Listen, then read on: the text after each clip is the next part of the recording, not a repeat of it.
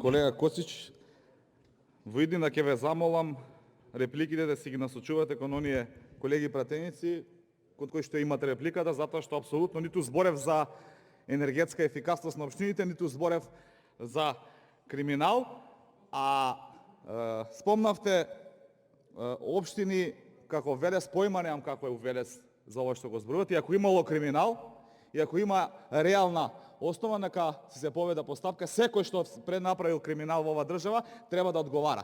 Ама треба да одговара и братот на Љупчо Николовски, и Љупчо Николовски како министер за корупција, фирма прави милионски цифри. Треба да одговара за криминал и генералниот секретар на владата, треба да одговара за криминал и ова да рекете 2, така да ако сакате да зборувате за криминал, бидете доследен и кажете дека треба да одговарат сите за криминал.